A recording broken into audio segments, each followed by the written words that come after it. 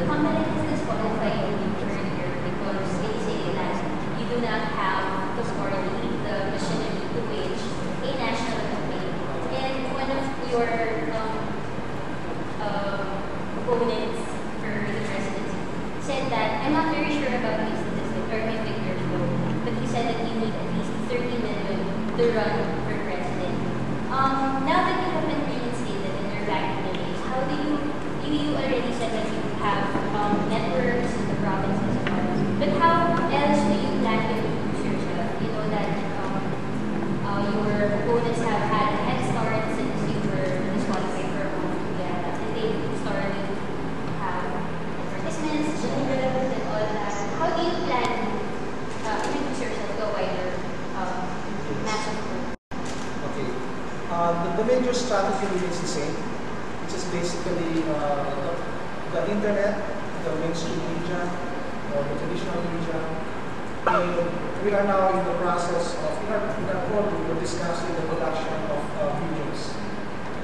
VCDs basically can reach out to all the barangays in the country. We intend to distribute that to all the barangays. That's actually cheap. We made a calculation that probably the component costs less than $1 million to do production and a distribution of VCD, introducing to the Filipino people, because I think there's a lot of VCD players cheap. I've seen them. I traveled to the rural areas. It's surprising what's there. There are people that are selling this cheap for the VCD. So these non-traditional approaches, and then towards the end, okay, so we cautiously wage a battle that slow burning, call it slow burning, and then sudden surges. That's why I have always said I don't really, for me, survey results are not important for me now or before.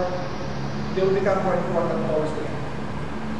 Okay, so I don't totally discount surveys. I'm doing training statistics, and if it's done properly, then we totally is able to properly determine, but also the way they front load the questions and but there's one thing I want to, in that connection, I want to say to Blackwatch. I think we should ask the Filipino voters to really clearly understand that surveys, the way it's being used now, is actually an attempt to spin the 2010 elections. I think it's so important because it's a form of mind conditioning. That's why surveys are now more frequent than they were before, because some of the top people on top, they don't want to kind of lose after a month. Kasi walang present. O ito, every week may lumalabas every 10 days may survey. Wala din pa rin siya. Whoever that person is, the top 3, whatever. It's a form of mental conditioning. Because what's really more important is what is the real substance that we want to happen in this country. And this is why we're going towards the more substantive approach. And that's why I view the surveys as a kind of form of mental conditioning. And it's kind of spinning. Now, towards the nearer the election time, when we have had a chance to really unravel the methodology of new politics, which I will describe shortly, that's why you understand why it's going to be like this. It's very visible that the Southern is going to start to swell and be swell, and it's going to become a formidable force, like tipping point. It's visible like an epidemic. It starts slow, and then all of a sudden everybody's infected. And the reason is that, and this is what I believe is the political strategy of new politics, which by the way now Comelec has legitimized, because this was my argument. Yeah, this new politics approach said this is a credible way to reach a national campaign. So they saw the logic of it. This is what I said. In the beginning is the vision. And that's why I was very open to primaries, because the vision and the agenda should have arisen from people's concerns, from people's passion about certain issues. And then you try to create, you listen to what Filipino people are saying, create a vision. Now, once that's there, and we do have that, we created our own processes, the next thing is for people to ask who has the track record, the quality, the character, the qualifications to stand behind a vision. You may announce something like that, but where's the track record of the person? Who would you believe more? Somebody who says was a burning desire to get poverty only for the last few months, or somebody's been doing it for 30 to 40 years, right? Who would be more believable there, character-wise? Who would be believable in the corruption?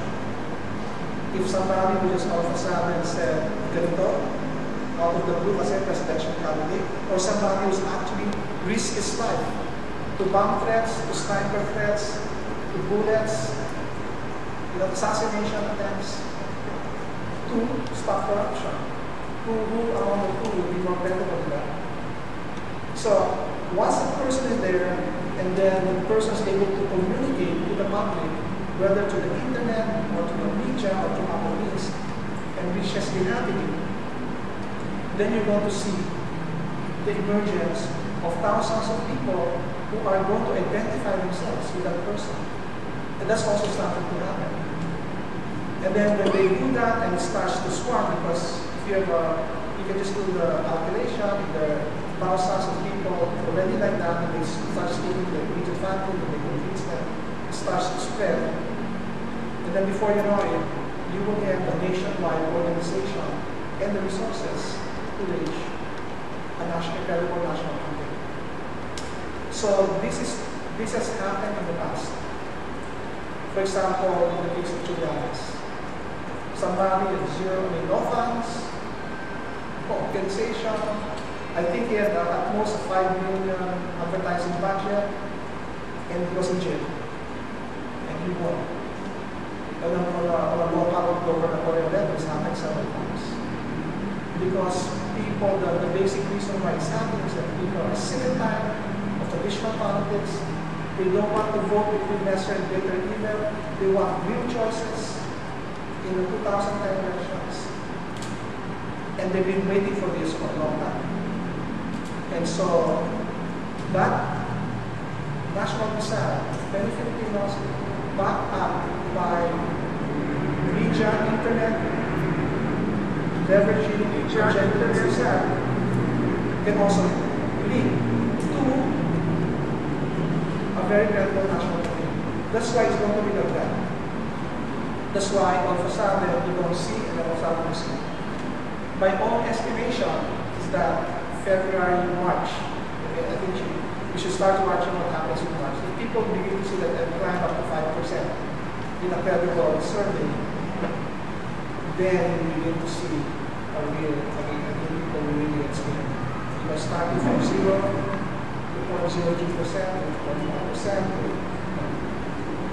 But for me, because I understand that you don't create Rome in a day, you don't create a presence in one day, you just really create it through the hard process of educating people, which is facilitated by the internet and media and direct conversations with the leaders, political leaders.